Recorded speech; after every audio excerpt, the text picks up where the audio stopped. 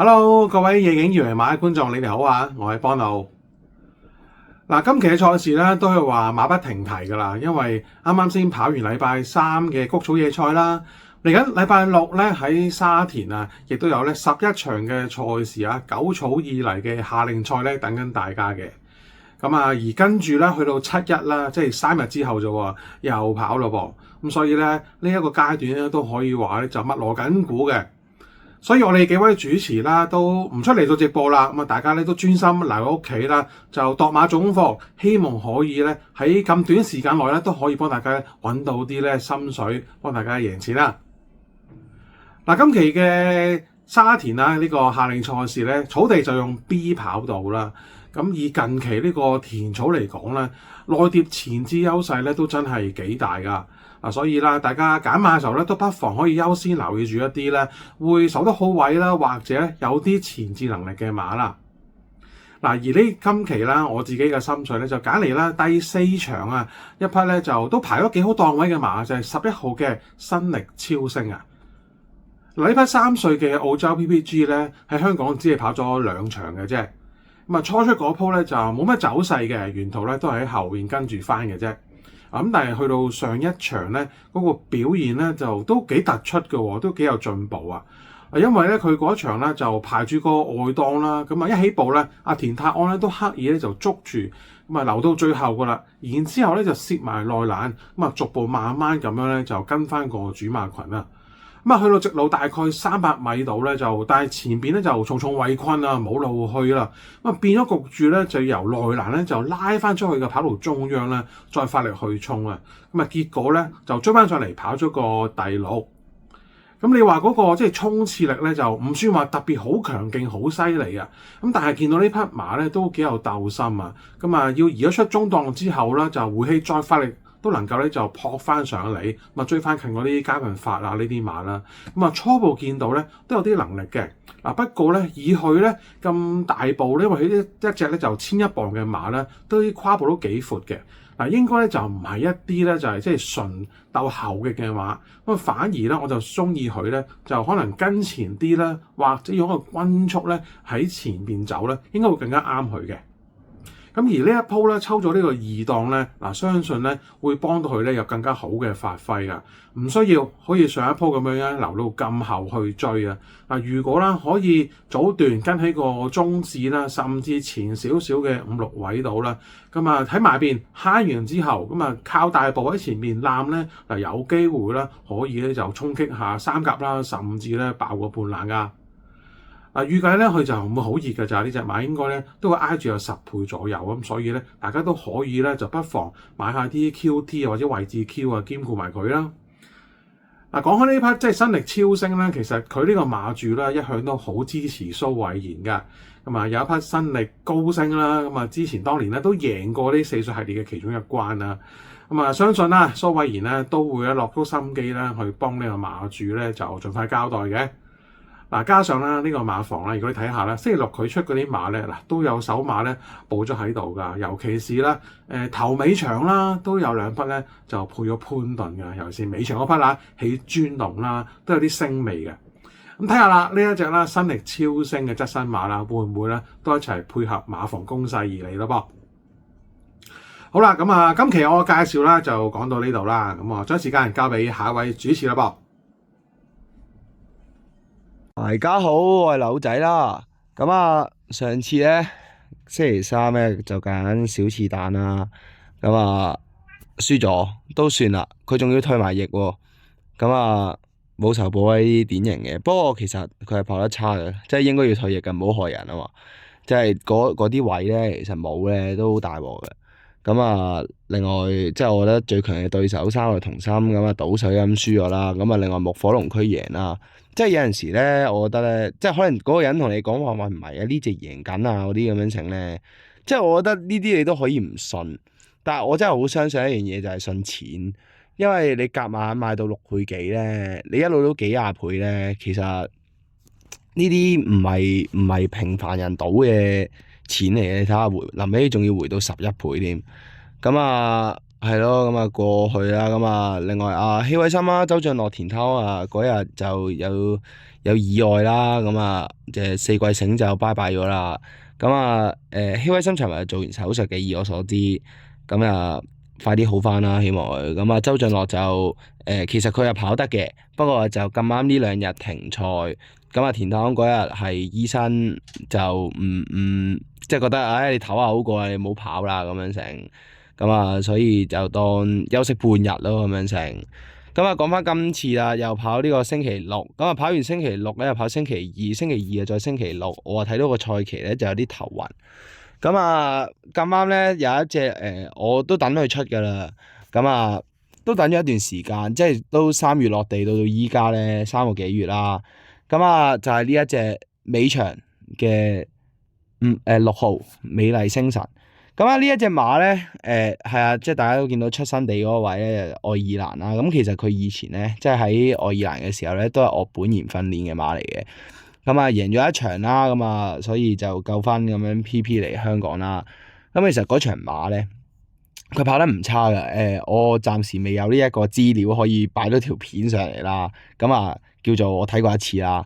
咁啊之後啲對手我都唔係好記得啦。但係我想講嘅咧係咧，佢嚟香港試嗰啲閘咧，即係你撇除咗第一課從化閘蔡明少試得，即係可能隻馬啱啱好適應咁樣成。其實你睇佢第二課閘咧，擺潘頓試咧，即係其實佢係即係你知道潘頓咧係好少試馬，即係會作勢騎嗰啲成。其實你睇下佢咧一路咧下咁樣啦，咁啊然之後轉咗腳啦。咁然之後拉出去望空俾人馬順走，其實佢都冇話特別話點樣騎，係鬆俾佢咁樣走啊！即係你睇下後面嗰啲又推又打又剩嗰啲，即係逼緊少少嘅。咁過咗入面嗰隻係咯，即係已經隻馬起碼有嘅先。咁啊最緊要係呢一課閘啦，即係你話跟前咁樣成。好啦，到最近嗰課閘啦，就中翼禮士嘅。咁佢咧就唔係一個。我都唔知叫唔叫跟前，因為嗰日咧佢個地咧始終好爛啊，即係又多窿啊，又剩嗰啲咁樣。咁有啲馬咧，其實咧呢啲地唔啱咧，係可以一棟都冇嘅，真係試到一棟都冇。咁啊，你見下鍾易禮咧，即係扼住咁樣啦。咁其實試啲落雨嘅泥閘咧，好多時咧啲馬都係，唔好食泥，係啦，唔好整到隻馬，係啦，最好唔好騎，唔好剩。原本黐住條欄啦，依家埋欄嗰隻啦。咁啊喺後面第3隻啦，算係。咁啊依家好啦，推佢幾步啦，其實佢係有反應嘅呢隻馬，即係你前面嗰隻咧要時時歡欣啊、快靚王啊成嗰啲，其實呢組馬唔差嘅呢組閘。好啦，有反應啦，即係睇開我嘅都知道，我係好中意啲新馬係識得過馬，呢一樣嘢好緊要啊，即係好過咧你一條氣喺前面放成嗰啲咧。即係如果一有馬冚埋嚟嘅時候，你唔知點啊嘛。好啦，咁啊今次我唔知道係潘頓一早應承咗起專龍定係隻美麗星辰揾咗艾杜拿啦。因為始終艾杜拿又冇跳過又冇勝，但係啱啱美麗同享都叫贏咗場 Good Free 啦。咁啊潘頓要騎起專龍，我都覺得唔意外。咁你上次至終贏，但係我覺得上次贏咧，即係雖然話你贏6騎飛馳。我唔知係咪潘頓好似一早知道，哇！前面一定有2-3隻黐咗線咁樣放，咁佢係安居平5路留喺後面咁樣成。即係我覺得呢一個賽績有少少水分，同埋今次14檔，咁始終美麗星辰呢啲咧，佢有側身始終你一去到季尾咧，你個體力係好緊要，所以我就點都係呢隻嘅。就算呢一隻今次唔得都好咧，長追呢隻馬，呢隻嘢幾好款頭，太係爭啲㗎啦，一定係未到十足㗎，冇一個練馬師會初出同你十足咁樣跑嘅，係啦，咁所以我點到呢隻先。咁另外最大對手嘉應奇兵啦，始終上次係勁嘅，咁12檔咁佢放頭嘅啫。其實有陣時啲放頭馬外檔好過內檔，即係可能會用力多少少，但係呢隻馬係犀利嘅。咁另外第二隻咧要驚嘅咧就係隻自力更生，即係咧佢係廢咗㗎啦，即係冇話好似以前咁樣㗎。即係其實如果佢唔喘鳴嘅話咧，佢係有權殺得晒你。前一次佢嗰組馬一啲都唔差，咁上一次就有啲即係叫有翻飛，咁就衰衰地咁樣啦，同時又喘鳴啦。咁如果今次呢啲馬咧冇喘鳴咧，你俾佢順走到嘅話咧，佢係有權入到啲3344啊嗰啲咁樣成。所以我就係驚呢一隻同埋隻嘉盈奇兵咯。所以今次心水就係呢一個11場嘅6號美麗星辰。咁啊，大家聽日贏多啲，拜拜。Hello，大家好啊！又嚟到夜景二維碼嘅時間啦。咁咧拍片嘅時間就係禮拜五嘅9點半嘅時間啦。咁咧我自己咧而家咧就身處喺咧我自己嘅睡房嗰度拍片啦。咁咧我平時拍片咧就多數會出去拍啊，或者喺我自己書台嗰度咧去錄呢條片嘅。因為我今次咧就着咗件咧即係湖水綠嘅 T 恤啦，就可以同呢個窗簾啊可以夾一夾咧就形成一對咁樣啦，所以我今次咧就揀咗呢個地方嗰度去錄今次嘅賽事片啦。咁聽日咧就會跑咧11場嘅本地賽啦。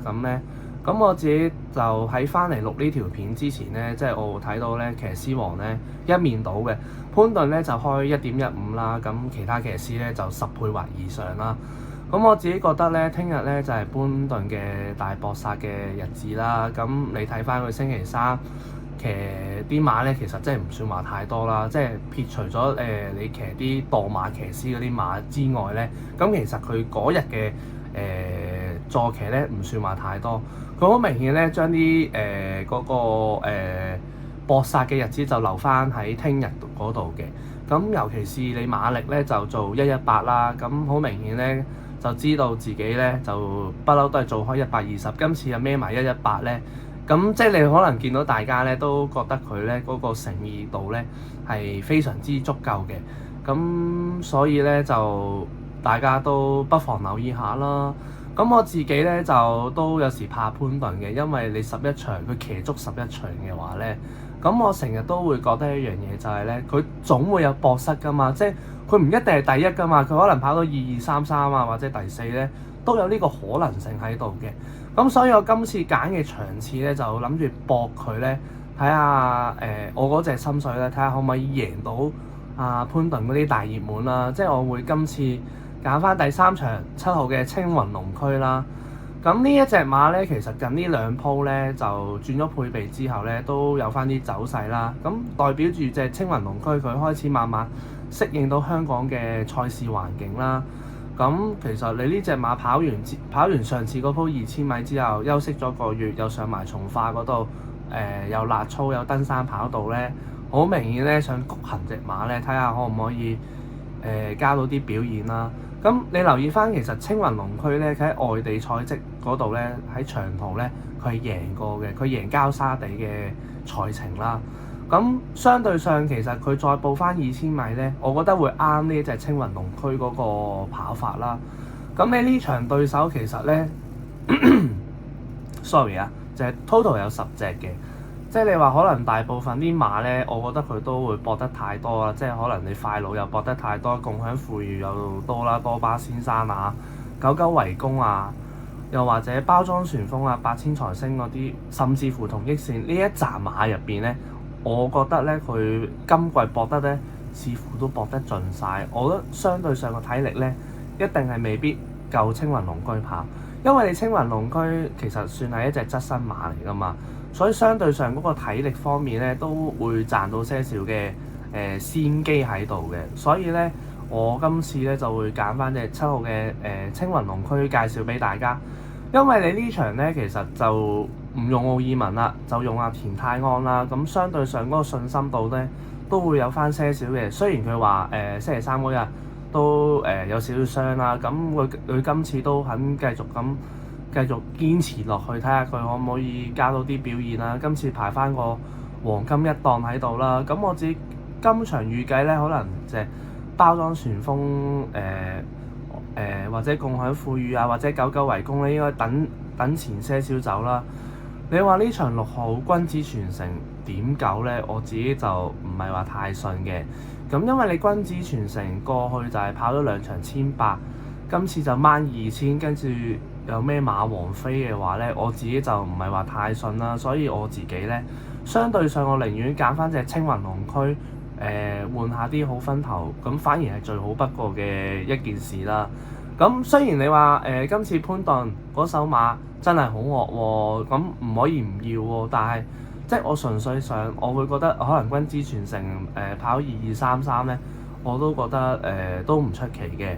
咁只不過賠率方面咧就點9咧，你叫人哋點買啊？係咪先？即係我覺得成日佢跑11場，我總係會覺得佢點都會博失2-3場嘅，所以我就博佢呢場咧博失咗，睇下可唔可以換到些少個好分頭啦。而家青雲龍區咧就有13倍嘅，都相對上都唔錯啦個賠率，同埋嗰個 Pay 都有3倍嘅。咁所以嚟講，你話2000米嘅話咧，我會搏翻隻側身啲嘅青雲龍區，希望可以幫到大家贏錢啦。咁我自己今次嘅心水咧就去到呢度啦，下次再同大家見面啦，拜拜。大家好啊，咁啊又到咗夜景二維碼嘅時間啦。咁嗱，今晚大家都係知道天雨嘅，咁啊所以咧，我夜景二維碼嘅幾個主持咧都用錄影嘅方式去同大家進行呢個即係講下聽日嘅賽事啦。咁啊，大家知道即係我哋又唔係好靚仔㗎嘛，樣又冇乜好睇，咁不如我哋試下用呢個方式嘅錄影，我又想試下用咁嘅模式去同大家去即係介紹下聽日嘅心水，咁又可以即係播小片俾大家睇下啦，睇下大家中唔中意咁樣嘅模式啦。反正即係都係嗰句，又唔靚仔冇乜好睇係咪？好咁啊嗱，咁啊聽日賽事啦，咁啊11場賽事，咁啊聽日其實咧有一個練馬師我都幾中意嘅，咁啊其實我原本係想揀第11場嘅即係馬嘅，咁但係因為劉仔揀咗啦，咁啊當然我要尊重翻我拍檔，咁啊所以我俾佢揀咗第11場。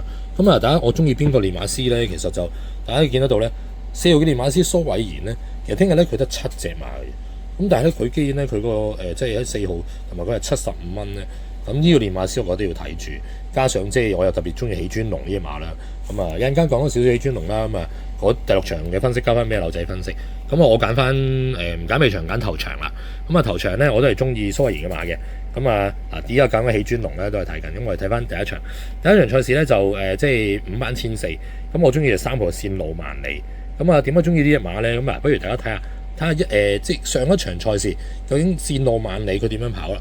嗱咁啊大家影住呢隻啦，綠袖紅白間，咁啊白白地帽嗰隻啦，咁啊前面就應該係線路神華啦嚇，咁啊中間應該文明復星嚟呢場馬嘅，好啦咁啊大家就睇下究竟即係呢隻咁嘅線路萬里究竟佢點樣跑咧？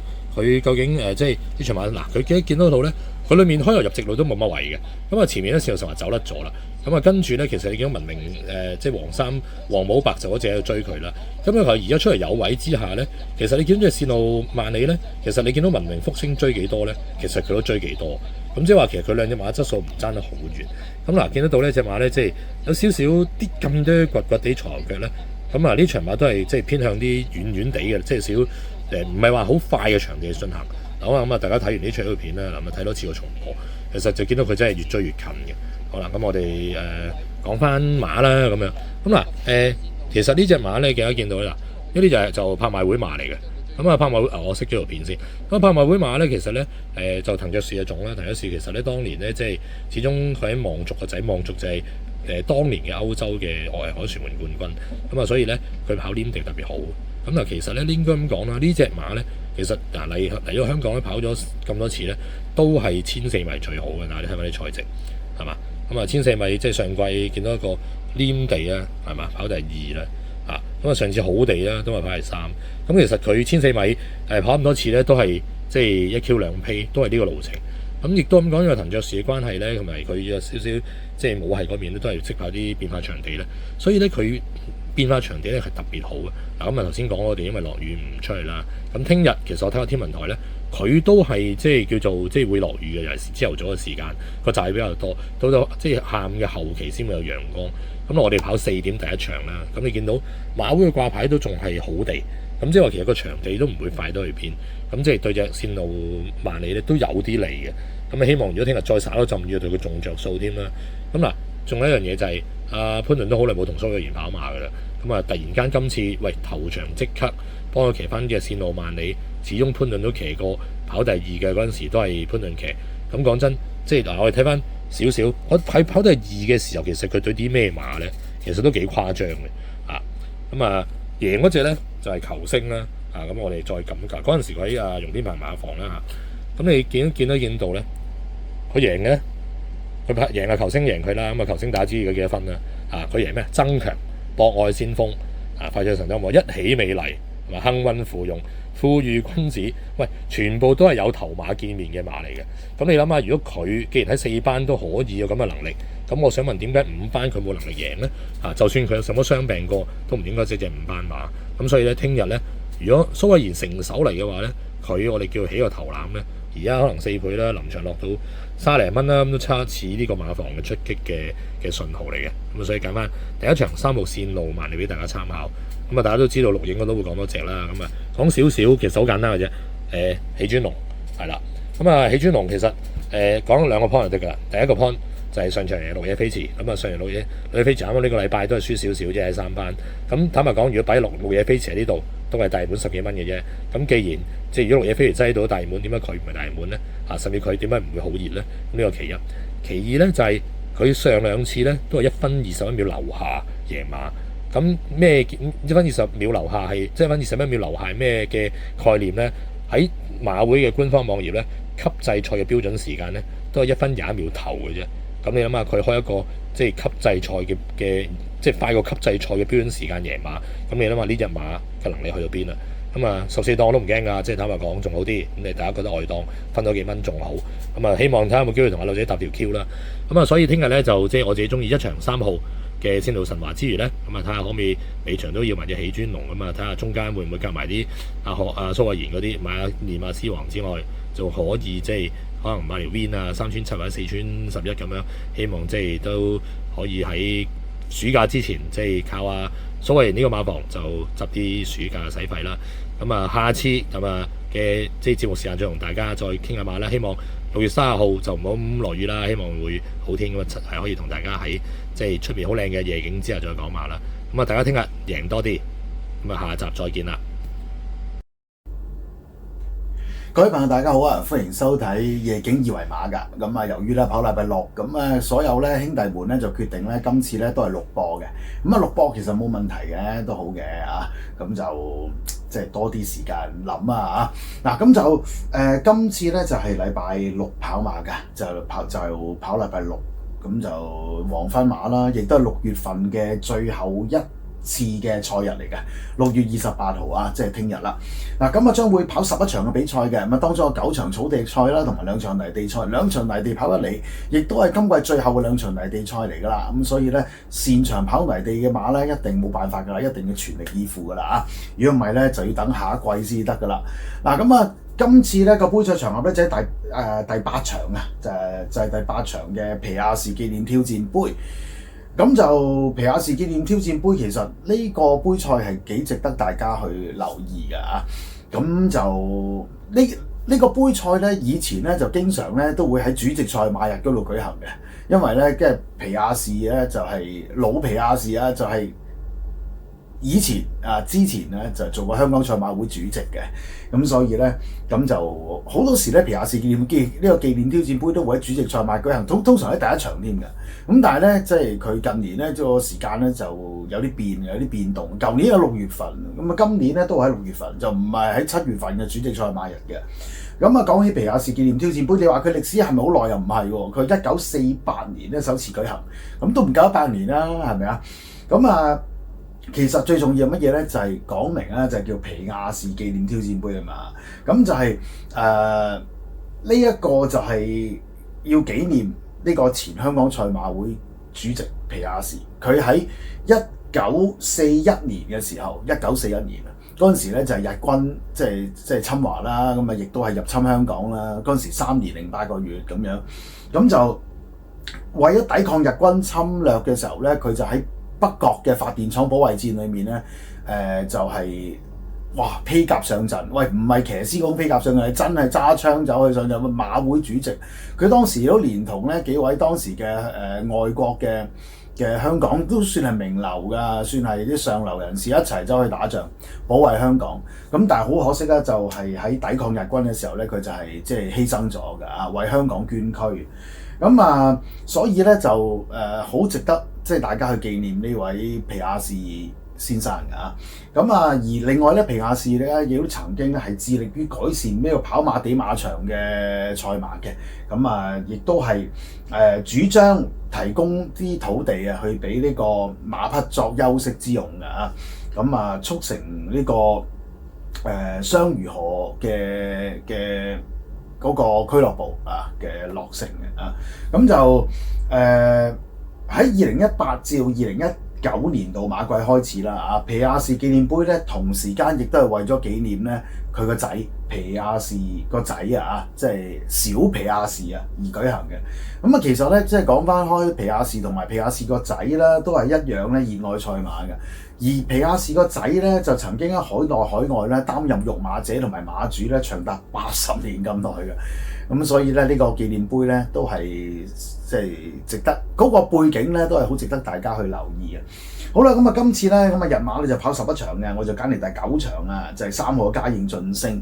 咁大家都知啦，嘉應晉升即係嚟嘅時候咧都引發過少少問題嘅。原來佢喺外國嘅時候有啲毛病嘅，咁但係好似唔知咁樣。